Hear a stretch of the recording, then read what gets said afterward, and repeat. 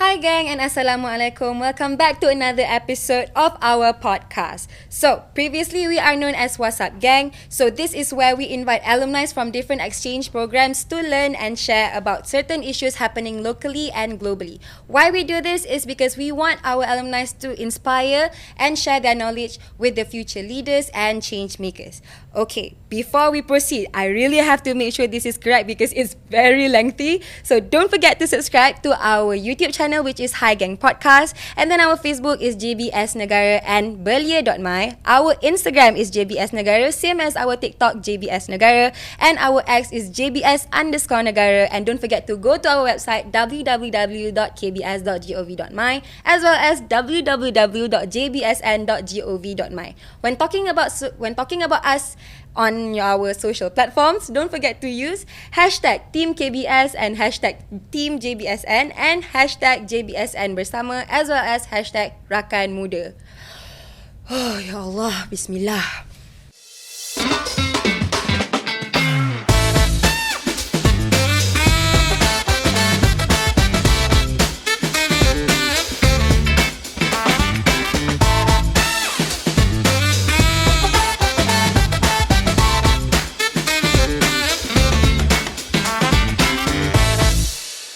Okay, so let's go on to our guests of honor today.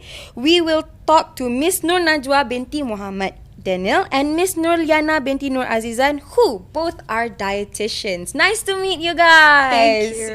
Are you guys good? Good, very good. Have you guys eaten? You guys are dietitians, right? Yeah, we have eaten. A lot actually. A lot actually.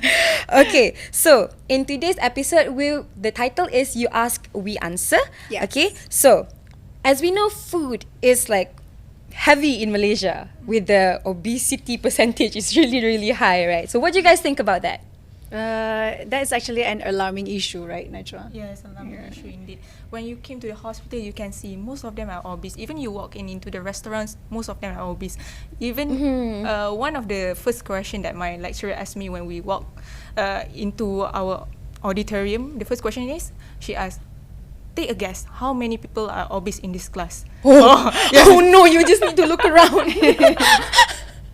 Yes, I see. Okay, so it is an issue in Malaysia. Probably because our food is too good.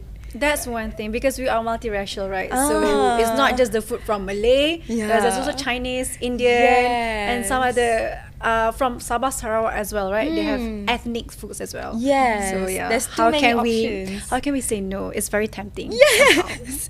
Yes. Okay. So to start off, I would like to ask Liana this question. Okay. So, is there any food that can help to improve mental health as well as regulate your sleeping pattern? Alright, so basically specifically to improve your mental health, there is no such thing like a specific food that really can help to boost your mental health.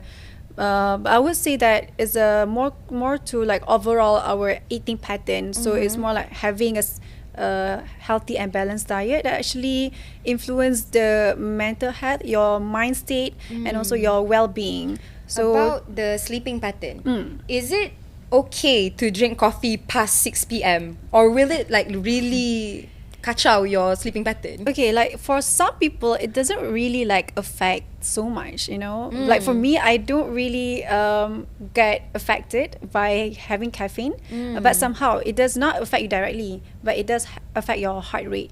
So try to avoid having caffeine past 6 p.m. or at night, basically just right before you sleep. It's not really recommended because it will increase your heart rate, and that will actually make you trouble, to sleep. And then after that, you wake up in the morning feeling so gloomy, and it's just and that will actually affect your mental health. So yeah. So, what time did you guys sleep last night? Senyap. Tadi cakap banyak. Kejap. Because we need to prepare for this, right? Okay, so we have to go all out. So it might not be at exactly 10 or 11 p.m. So it's maybe okay, past just a bit. 4 a.m. Did I? Okay, so Najwa. Yes. So how to increase metabolism? Because I cannot for the life of me Mm-hmm. lose weight because I know it's about calorie deficit. I know your face, Liana. But how to increase metabolism? Okay, how to increase metabolism? Firstly, patient or any clients would start with diet first, right? And then, of course, start with a balanced diet first, and then, but then sometimes some of them are experiencing plateau diet, plateau weight, which means that their weight becomes static even though they have practiced like calorie deficit, suku separuh, things like that. This happens because lack of exercises lah. Exercises is very important in increasing your metabolism as well as your sleeping pattern, and then of course make sure you are hydrated as well. I see. Yeah. So I once read on I think on Twitter that there are foods that you can take to increase your metabolism. What did you guys think? Does that like really exist? Like apple cider vinegar. Like, does that hack actually work? Okay, let me add on a little bit more on how to actually increase the body metabolism. Apart from having the caffeine or apple cider juice, that somehow maybe like contribute like 1 to 2% of it only.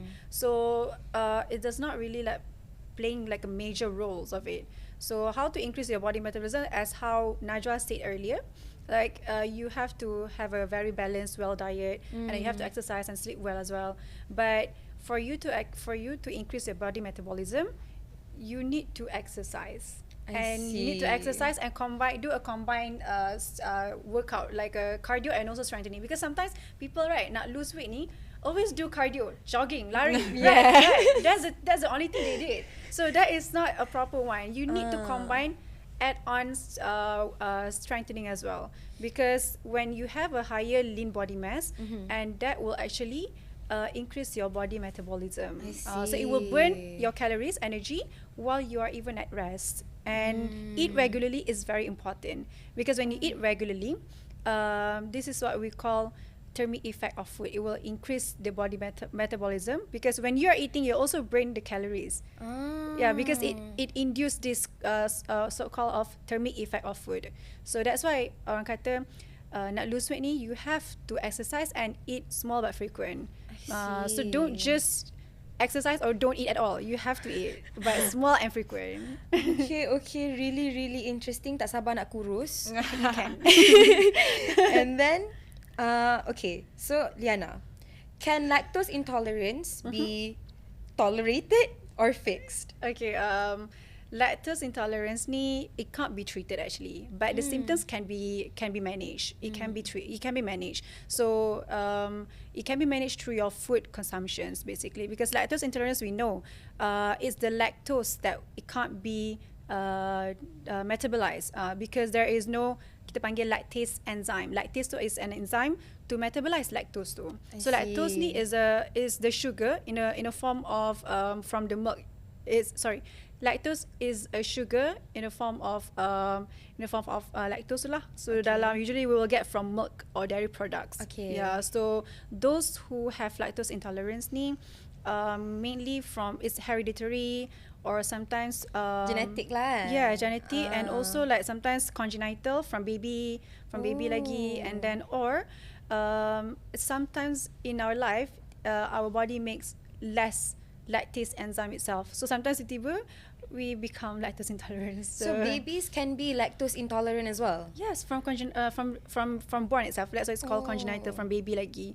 So that's why we have like certain we call it CMPA, cow's milk protein allergy. So they really can't tolerate any lactose. So how we can actually treat the symptoms is by avoiding all the dairy products or milk products.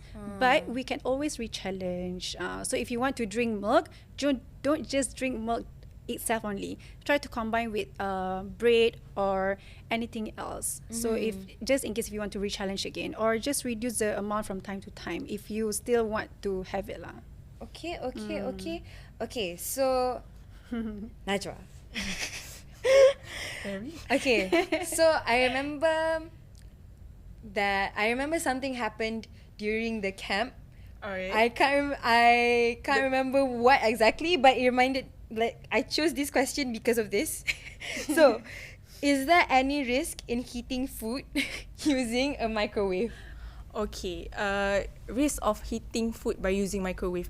Basically, if you use microwave to heat any kind of food, it's still okay, but still you have to follow the instruction, follow the guideline, like avoid using metals, and then wear plastic that condition to use in the microwave lah, instead of the one that you can buy in pasar malam. It's dangerous for you. And then look at the labels. Other than that, there's no risk lah Are by you guys using. familiar with Bangkok 7-Eleven? Like Thailand Yes, 7-Eleven? yes. Yeah, there's a lot of They have like, burgers, right? Yeah. Do they take out the burger out of the plastic or they don't? I don't think they do. So means that the food in the plastic, so they just like microwave it. Yeah. I'm not sure whether But is that safe? I'm not sure because the question in terms of nutrition wise, somehow it does influence the nutritional content in the food when you are microwave it. But then in terms of like when you consume the food, it does not cause any harm. It's not like really induce like cancer risk ke apa. Oh. But what can actually induce cancer risk or anything that triggers the hormone ke apa-apa is the type of plastic that is being used when you are microwaving the food. So that one you have to look after properly because you don't want to ingest some kind of chemicals, Plastic. you know, right? Yeah. Yes, Over the yes. time, it's not just one time you microwave food, kan? So yeah. Okay, so whenever you scroll on TikTok or whenever you scroll on Instagram, that right now there's like TikTok affiliate and things like that, right? So a lot of people promote stuff on TikTok because they want that commission. Okay, so there's a lot of slimming products online, especially slimming coffee.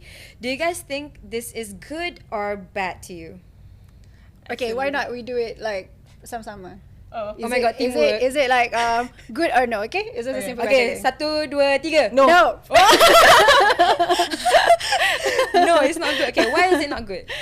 Do you want to answer? Okay, maybe like first thing first, like Miss Liyana have said, calorie deficit is very important in losing your weight. Slimming tea, maybe at first some might experience weight loss, but then it's gonna be temporary. And then when they say that slimming tea can be some kind of detox, but then again it's temporary. You are losing your water weight in your body, not your fat. So basically, slimming tea is not good for you. So basically, you just excrete a lot of water because of the coffee. Yeah, because there's this called laxative effect in slimming coffee or any type of slimming products, basically, and that is not healthy. Okay, because you're actually like and it's dehydrated, like basically, and it's very instant changes, and it's not gonna sustain forever.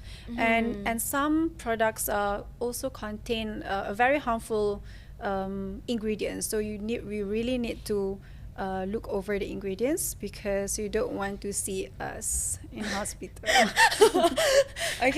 Okay, but some people debate the fact that slimming coffees are available in drugstores. So is it like safe in drugstores or not? Okay, in drugstore, of course, they have gone through like certain policies, you know, to be sold in the store itself. So it is safe, but it does not recommended. It's not really recommended. As us as a dietitian, we will not recommend for you to get slimming products or slimming coffee. Okay, because the laxative effect is very harmful over the time if you are using it every single day, because you will get a very loose stool, and then you are forced to excrete it out your stools, basically. So you will actually feel pain. Yes. Down there. Yes. So you don't Who wants that? I mean, like, you can lose weight in a very healthy form. Why would you go for that, lah? Maybe I can add, like, when you mention drugstore, nowadays we can see like even the advertisement during television shows, like vitamin C especially. At drugstore we can see a lot of vitamin C in very big prescription, right, Miss Liyana? And then commonly you can see like 1000 mg. Minimum is 500, and actually we require how much, Miss Liyana, for adults? For adults, we require around 70 milligram only, actually. Really? Yeah, in general. And then imagine what that costs to your kidney lah. it has to work harder lah kan? Yes, that's why sometimes most of the patient that came to the hospital and then we see their blood result and then they ask, I did everything. How come my kidney function is decreasing, things like that? And then Because you did everything. yeah, because you did everything. Yes. Take all types of pills, supplements, or anything without actually having supervised by any health professionals lah. Yeah. Okay, so which brings us to the next question. Is it actually safe to take collagen supplements? Okay, the question is for who wants to Okay, answer? so have you guys taken any? No, never. No, never. Because you guys are dietitians. Okay, so let's ask Liana. Okay, so for collagen supplement, personally I never take it before, and for people to take it, okay, supplement lah in general, and if you're asking me collagen ke, vitamin C ke, any types of iron ke, supplements are meant for those who are insufficient, having insufficient, and those people categorized from maybe like they have a specific disease like cancers, or those who have anemic, okay, insufficient of iron in the body, or any specific micronutrients in the body. So that is why those supplements are there in the drugstore. So, but for us who are very healthy, try to take it from whole products, from the whole natural foods itself. Okay, so if you're asking me supplements are good or not, it depends on your conditions, because one size does not fit all. I can't say yes you can, but no, it does not. Like, you don't require that. Because it's just an additional Yeah. for those who actually insufficient, not getting the right amount because of what happening inside the body. Okay. So next apa dia? question. Kita macam nak sambung soalan tadi tapi kita takut. Okay. So Najwa. Okay, so since the method is to like calorie deficit and then you have to exercise, that is the healthy way that we understand. Okay, but how can we do it effectively? Like, let's say you work 9 to 5 and then you live like a sort of a sedentary life, so you don't really walk around and your job is basically there, and then when you go home you're already so tired. So how can you lose weight effectively? How to lose weight effectively? But by living a very busy lifestyle lah. I take that question. So what I do is for normal people with normal BMI lah, the recommended amount of exercises is 150 minutes per week. So what I do is the recommended is at least to exercise like 5 times a week, each time 30 minutes. But then since you are very busy, so what we can start is start exercising during the weekends. Like, make it like 75 minutes during Saturday, and then the remaining 75 minutes during Sunday. And then for those who want to lose weight effectively, 300 minutes is the requirement lah. And then when you are losing your weight, I expect you to be an overweight person. So when you are being overweight, your knee are very impacted by the weight. So what you can do, make sure to wear a proper attire first, and then start your exercise. Maybe start slowly lah, not immediately like 30 minutes immediately. Maybe start with brisk walk, 20 minutes today, and then the next day, and then following lah. Okay, what about you, Liana?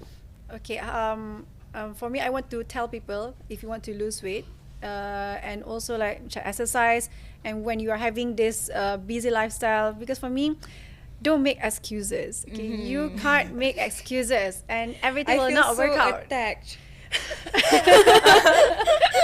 Really, because I know that some people have different work shift, alright, but that really does not make an excuse for you not to have a healthy, balanced lifestyle. And that is why people actually see us as a dietitian and seek an advice like how can actually it help them, you know. Okay, so one thing is that you have to force yourself for you to exercise within that 7 days. I know it's already so tiring working, but then you don't have to really spend like 40 or 50 minutes like Najwa said earlier. It's a accumulated of 150 minutes of you exercise if you want to in a week, if you want to lose weight. And then start slowly lah, I would say. Start slowly. If you never actually exercise, why not today you go 5 minutes of fast walk? It's something rather than nothing, you know. rather than not doing anything, is at least you do 5 minutes of walking, fast walk, and then after that gradually do like 10 minutes.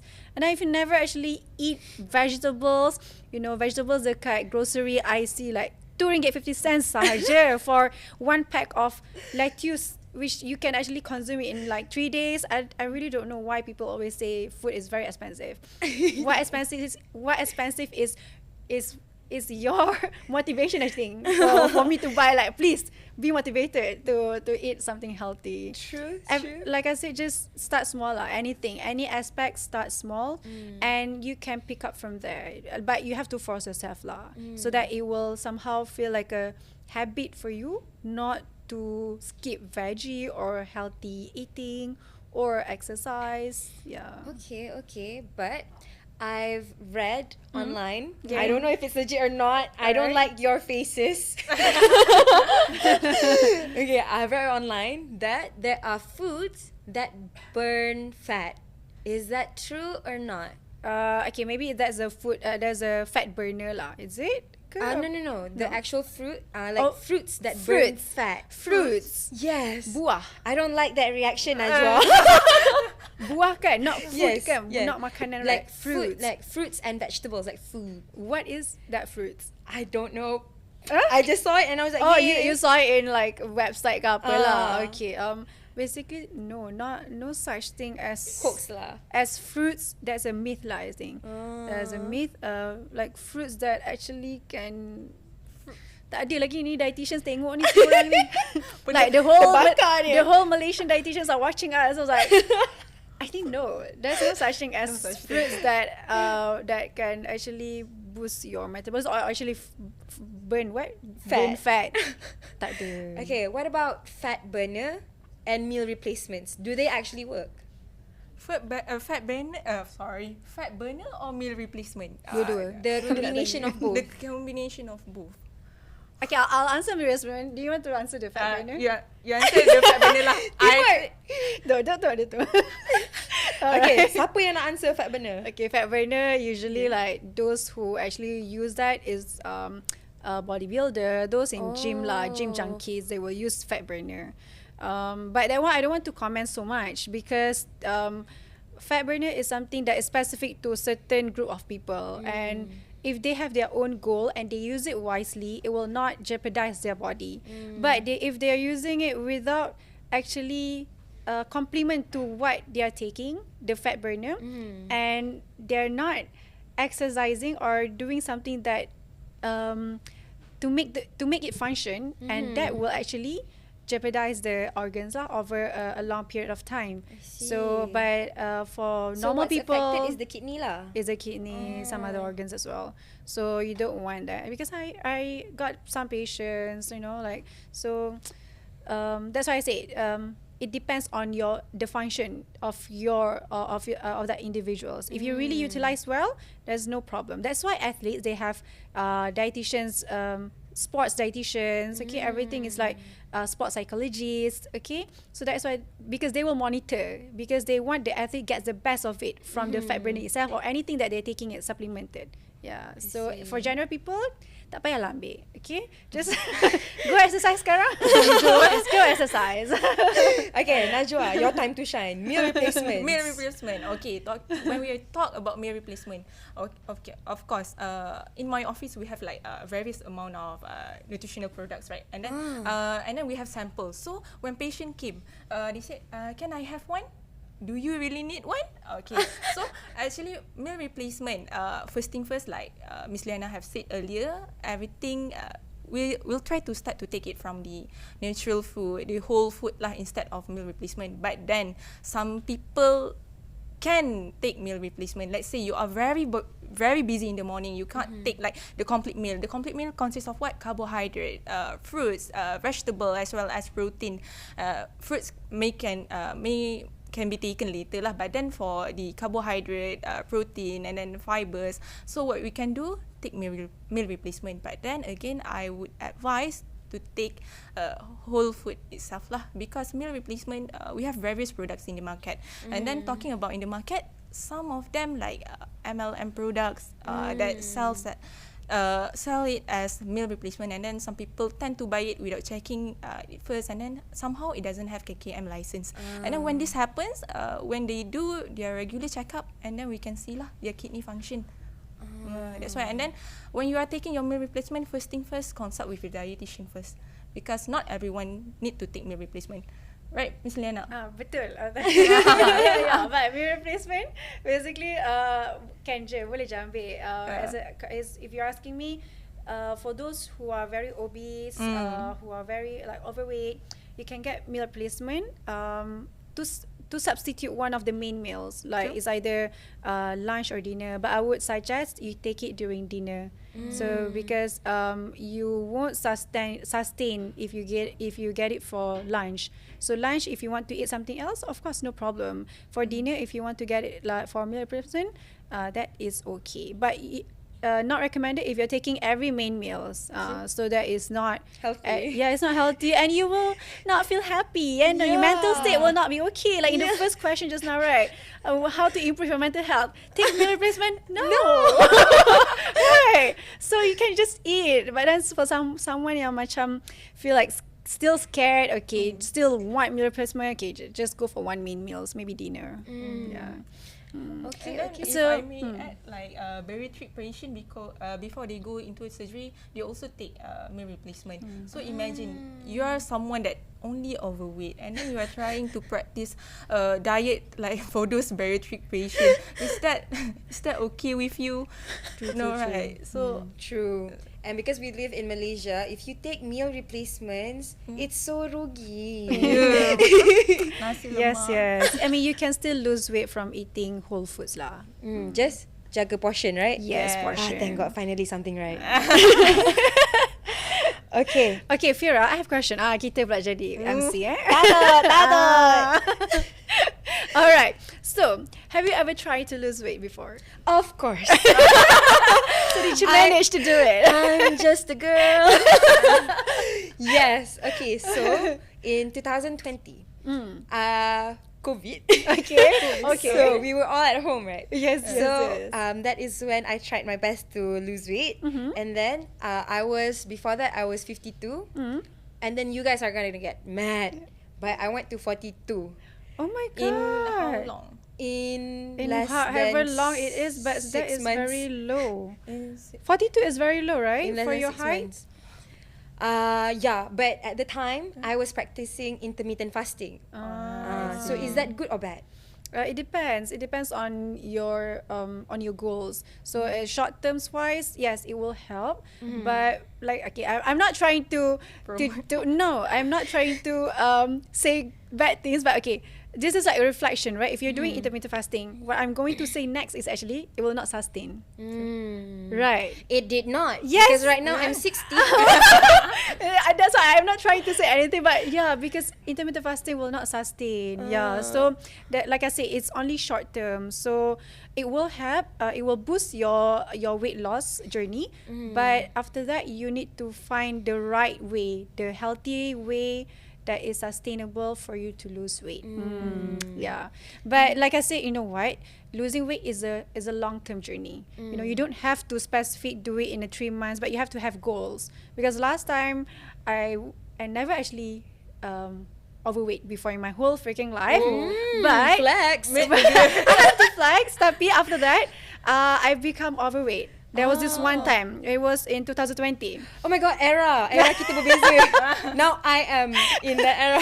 Yeah, because I was on hormone pill actually that time, because I need to control my period, because I need to go for umrah. I see. So yeah, so I was on hormone pill, and I actually gained until I was 52 kilograms, and I went to 60 kilograms in just 2 weeks. Whoa. Macam tu kan? Yeah. So but then what I'm trying to say here is that I was once 60 kilograms, and then I said to myself, give myself 1 year and try to lose weight from there. So I took like 1 year to lose weight slowly until now lah. So macam relax, sure. Yes. Faham. But sometimes people want that like Yeah, they want it. automatic- They want fast change, right? Like a specific cepat. I want like now. Oh, and which brings us to the next question, which is, like slimming centers. Like they use like. Does it really work?